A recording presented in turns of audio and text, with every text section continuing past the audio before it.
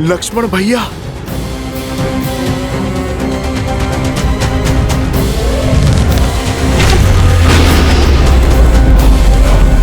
वानर राज सुग्रीव, कहाँ हो?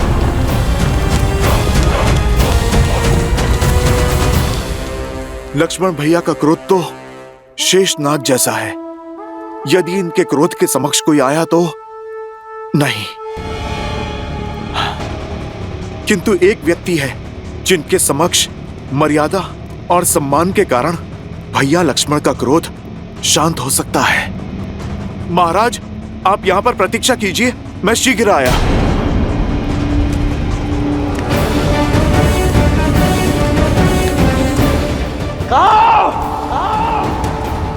लक्ष्मण जी, वानर राज कहाँ है? आप इतने क्रोधित? सुग्रीव कहाँ है?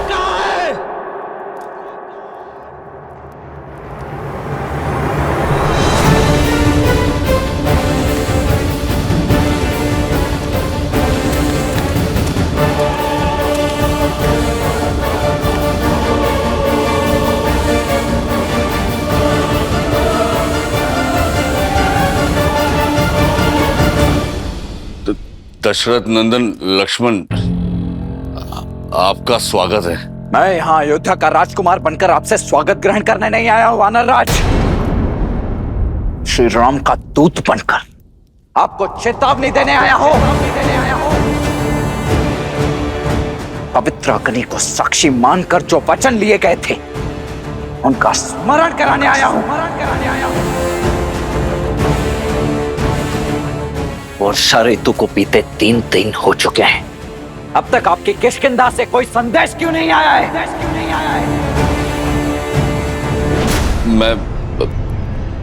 मैं उसी सोच में था कि आगे की तैयारी कैसे की जाए। आपकी तैयारी की गंध तो यहां तक आ रही है मुझे वानर राज। अपना स्वार्थ क्या सिद्ध हुआ? आपने तो अपने ही दिए हुए वचन से मुख मोड़ लिया। ये राज सुख, स्त्री सुख और भोग में इतने अधिक विलासित हो गए आप कि मेरे भैया श्री राम को दिया हुआ वचन तक स्मरण नहीं है आपको। बोलिए मत वानर राज। आपके प्राण, ये सिंहासन और जो बचा खुचा मान है ना, ये सब यदि आपके पास शेष है तो वो मेरे भैया श्री राम के कारण ही है। यदि मेरे भैया एक बाण से दर दर भटकते वानर को किष्किंधा का महाराज बना सकते हैं, तो दूसरे बाण से आपके प्राण भी हर सकते हैं वो। मुझे क्षमा कर दीजिए लक्ष्मण, मुझे क्षमा कर दीजिए। इस छलावे में तो मत रहना कि मेरे भैया आप पर निर्भर है। श्री राम तो वो बल है जो यदि चाहे तो रावण समेत उसकी समस्त राक्षस सेना को अकेले ही निर्बल कर सकते हैं। अभिमा को खोजने के लिए हम दोनों भाई ही पर्याप्त हैं वानर राज। यदि मेरे भैया का आदेश नहीं होता ना, तो मेरे भैया को दिए हुए वचन की अवहेलना और उन्हें ये कष्ट पहुंचाने के दंड स्वरूप अब तक आपको पर्याप्त सजा चुका होता है।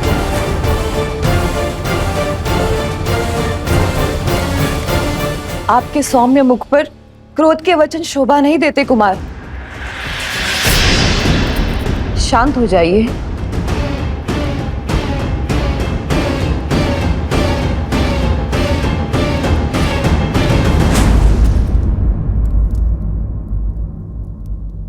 प्रणाम देवी तारा।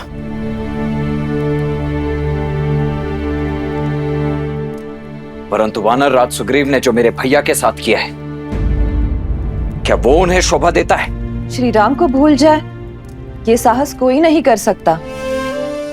जिनके कारण वानर प्रजा में प्राण है, उन्हें भला कोई कैसे दुख पहुंचा सकता है? हाँ, महाराज सुग्रीव से अवश्य भूल हुई है। उन्हें वर्षा ऋतु के अंत होने का ध्यान नहीं रहा, किंतु वो कृतज्ञ नहीं है कुमार। यदि भोर का भूला संध्या को वापस घर आ जाए तो उसे अवसर दिया जाता है, दंड नहीं।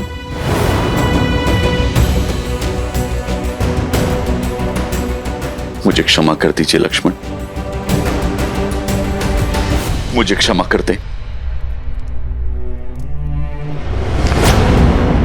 क्षमा वो करता है जिसके प्रति अपराध किया गया हो। वचन श्री राम का तोड़ा है तो क्षमा भी श्री राम से ही आकर मांगो।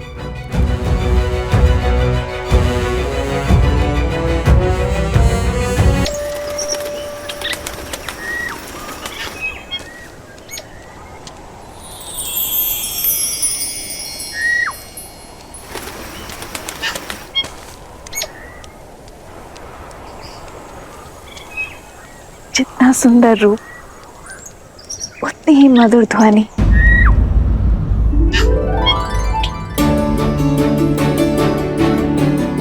ऐसा पक्षी तो मैंने कभी नहीं देखा।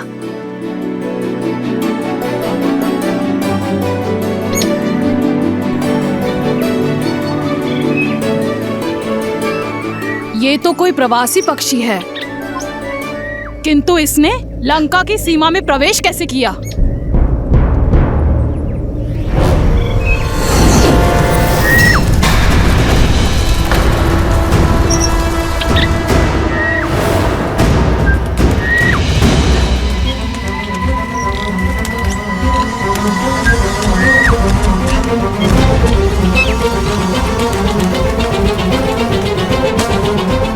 एक निर्दोष पक्षी पर किसने वार किया?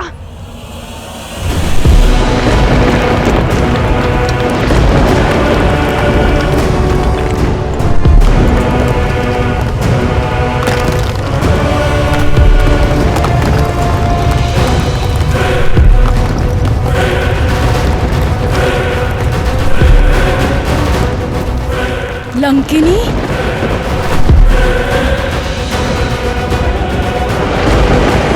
लंका की रक्षिका लंकिनी है ये। इसकी दृष्टि से बचकर एक तिनका भी लंका में प्रवेश नहीं कर सकता। मृत्यु का दूसरा नाम भय का पर्याय है लंकिनी।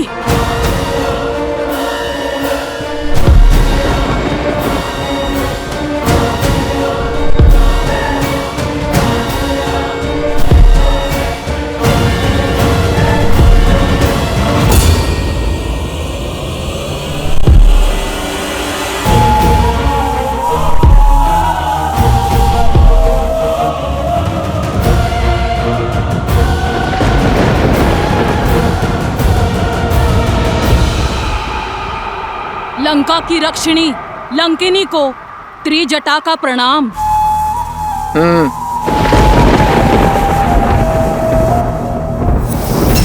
तुम सीता मेरे साथ चलो।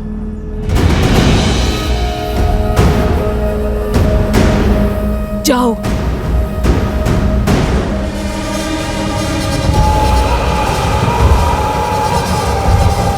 ध्यान रखना, मैं 2 बार नहीं बोलती।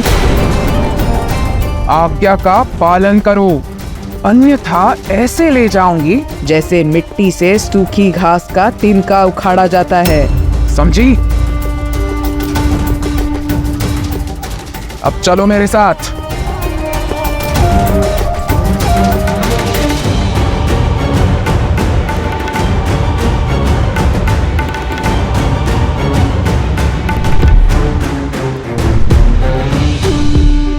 अब ये लंकिनी सीता को कहाँ लेकर गई है?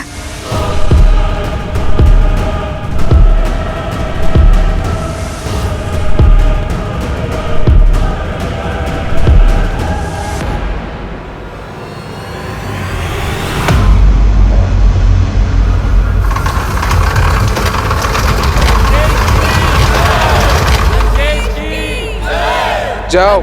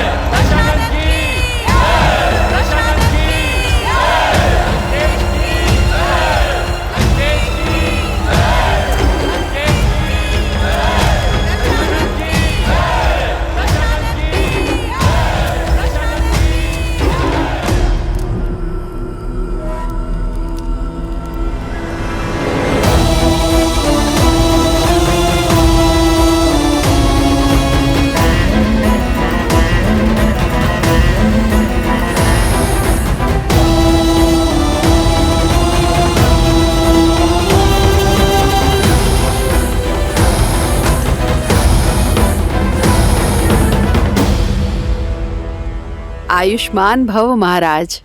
आपने इस वृद्ध को धन दिया, आपकी करुणा ने इस वृद्ध को जीवन दान दिया महाराज।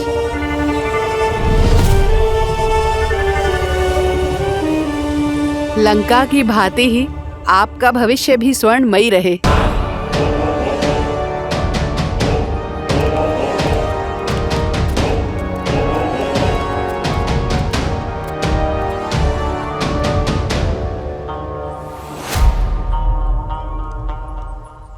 आप हमारे महाराज ही नहीं, हमारे भगवान हैं। इस बालक को शक्ति और सुखमय जीवन का आशीष दें प्रभु। हमारे पुत्र के नामकरण करने की कृपा करें लंकेश।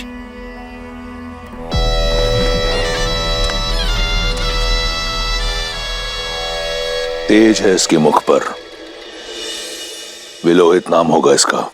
लंकेश की जय! लंकेश की जय! लंकेश की जय! लंकेश की जय! लंकेश की जय! लंकेश की जय! लंकेश की जय! लंकेश की जय! लंकेश की जय!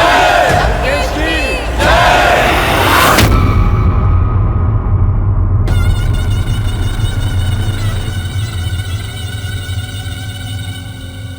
तुम्हें लगता था ना कि लंकेश ने जो पाया अपने बल से पाया। देखो अपने चारों ओर, देखो इस प्रजा को, इनके प्रति कितनी करुणा है लंकेश को। देखो लंकेश की प्रजा के मन में लंकेश के प्रति कितना सम्मान, कितना स्नेह, कितना आदर है। ये मुझे अपना महाराज नहीं, अपना भगवान मानते हैं। क्योंकि मेरे आने से पहले इनके पास कुछ नहीं था, ना बल, ना भोजन, ना स्थल। आज इनके पास सब कुछ है। आज इनके पास रहने को घर है, ये स्वर्ण लंका है, बल है, शक्ति है, और सबसे बड़ी बात, इनके पास इनका सम्मान है। तुम्हारे राम की करुणा ने एक अहिल्या का उद्धार किया है, परंतु मेरी करुणा ने संपूर्ण राक्षस कुल का उद्धार किया है। करुणा उसे शोभा देती है जो शक्तिशाली हो, सक्षम हो। तुम्हारा निष्कासित राम, जिसकी स्वयं की दशा करुण है, जो अपने प्रजा के दायित्व से भाग हुआ, वहीं मैं रावण सदा अपनी प्रजा के लिए दृढ़ खड़ा रहा। देखो अपने चारों ओर, यहां ना दारिद्रता है और ना दुख। मेरी प्रजा मेरे लिए प्राण देने को तत्पर है। अब बताओ, क्या मैं करुणामयी रावण उस वनवासी राम से अधिक योग्य नहीं?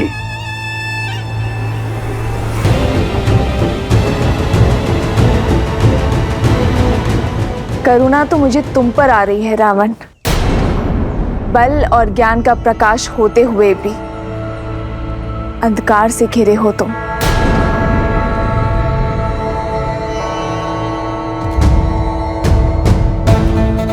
जिन मुख पर उल्लास देख रहे हो, उनकी आंखों के पीछे छिपा भय नहीं देखा तुमने? जिस उद्घोष को निष्ठा की जयकार समझ रहे हो तुम, उसके पीछे छिपे भय की चित्कार नहीं सुने तुमने? भगवान वो नहीं जो दीनों के राजा हो, बल्कि दीनों के बंधु हो। भगवान वो नहीं जिसकी प्रजा उनके सामने भय से सर झुकाए, बल्कि सम्मान में सर झुकाए। भगवान वो नहीं जो अपना दिया गिनवाते हो, बल्कि देते हैं बिना किसी अपेक्षा के। जो अपनी प्रजा में भय नहीं बल्कि कुछ करने का उत्साह जगाते हैं। वो है मेरे श्री राम।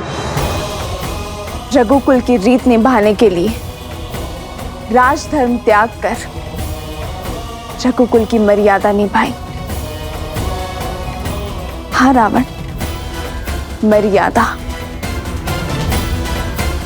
और तुम अपनी तुलना मेरे श्री राम से करने का दुस्साहस कर रहे हो। उस दिन तुम मुझे अपने भीतर का आधा राक्षस दिखा रहे थे ना। यदि तुमने अपने भीतर के आधे नर को जगाया होता तो मेरे करुणामयी राम को समझे होते कि प्रजा का वास्तविक सुख क्या है। जिस दिन तुमने अपने भीतर के राक्षस को परास्त कर ज्ञानी ब्राह्मण को महत्व दोगे, उस दिन तुम समझोगे कि तुम्हारा चरित्र मेरे श्री राम के चरणों के धूल समान भी नहीं।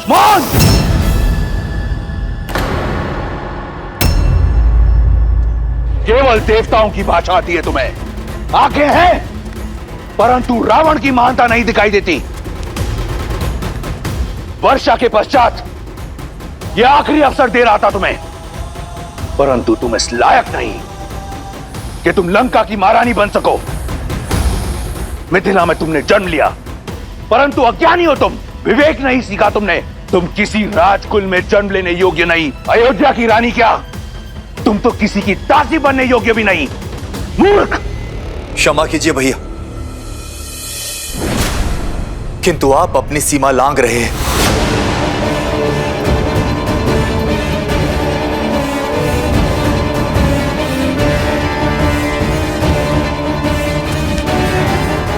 क्या कहा तुमने? मैं तो केवल ये कह रहा था कि वो एक स्त्री है, और स्त्री चाहे शत्रुकुल की ही क्यों ना हो, सम्मान की पात्र होती है।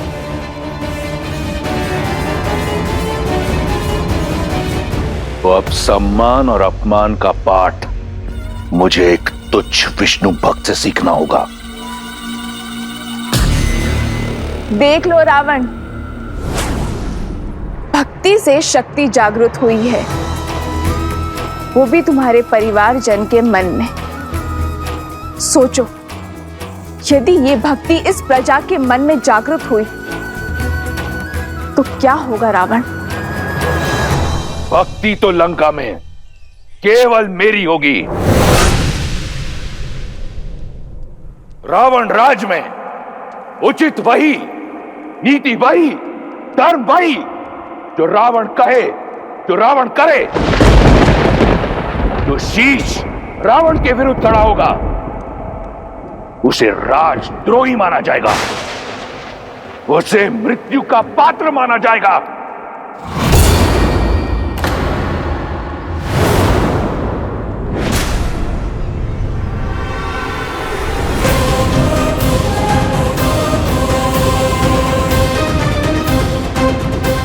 नहीं पिताश्री,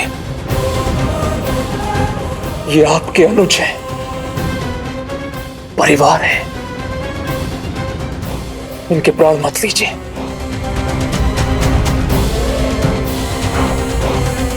कदाचित छोड़ दिया होता उस दिन उस पर्वत के शिखर से, तो आज ये दिन देखना नहीं पड़ता। जीवित रहने का अधिकार खो चुका है ये। तो ये है लंका का धर्म, लंकेश का न्याय, रावण का राज, जहां केवल रावण का मत उचित, बाकी सब अनुचित। और यदि मंत्री ने मंत्रणा दी तो उसका वध कर दिया जाता है। अभी तो तुम करुणा की दुहाई दे रहे थे, मेरे श्री राम, जो अपने भाइयों के लिए, अपनी प्रजा के लिए जीवन दे सकते हैं।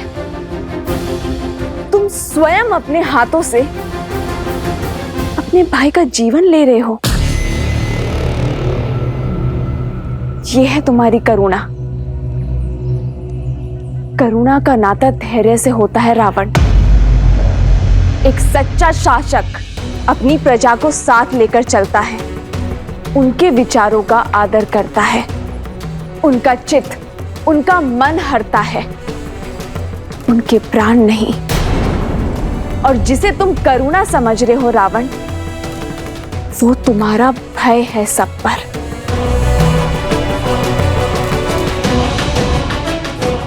ये सर भय में झुके हैं, और जो सर भय में झुकते हैं वो विद्रोह में सबसे पहले उठते हैं। प्रमाण तुम्हारे सामने है।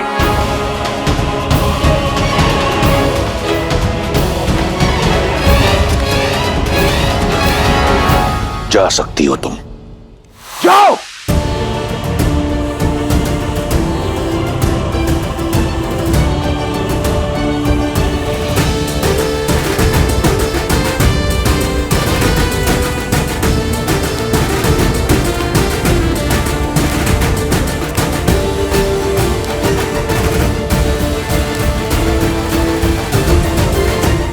आज तो बच गए, परंतु स्मरण रहे, ये मेरी अंतिम चेतावनी है। अगली बार रावण का भाई होने का गौरव तुम्हारी रक्षा नहीं करेगा। बच तो मैं सच में आज गया भैया। मृत्यु के पास तो मैं तब था जब आपके पापों का मूर्ख दर्शक बना था। भटक गया था अपने धर्म की यात्रा से, आज पुनः लौटकर मार्ग पर आया। उचित कहा था देवी सीता ने, आपका हाथ पकड़कर आपको धर्म के मार्ग की ओर ले जाने के स्थान पर मैं स्वयं कहीं ना कहीं अधर्म के मार्ग पर अग्रसर हो गया भैया। यदि आज भी आपका हाथ ना छोड़ा तो मैं भी कहीं ना कहीं अधर्मी बन जाऊंगा। इसलिए आज से, इसी क्षण से मैं आपके अधर्म का भागीदार नहीं हूं भैया। इसलिए मैं छोड़ रहा हूं आपका साथ, छोड़ रहा हूं ये राजभवन, किंतु लंका का साथ नहीं छोड़ूंगा भैया। और लंका के हित के लिए सदैव ईश्वर से प्रार्थना करता रहूंगा।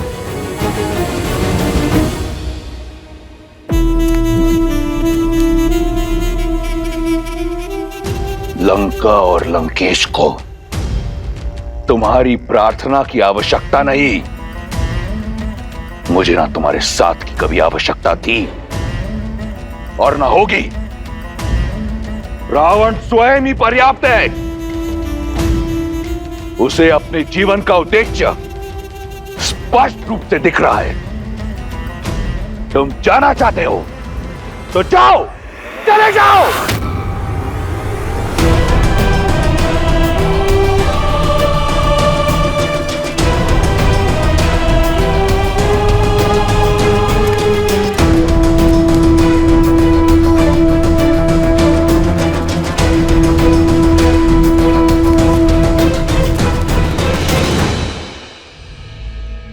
जाते जाते एक भाई का धर्म अवश्य निभाऊंगा। अपनी आंखें खोलिए भैया। देवी सीता के कथनों से इतना तो जान गया कि राम कोई साधारण मनुष्य नहीं है। समय रहते उनसे क्षमा मांग लीजिए, अन्यथा आपका अंत निश्चित है भैया। इससे पहले कि तुम्हारे आत्मा की शांति के लिए प्रार्थना पड़ी जाए, चले जाओ यहां से। कायर!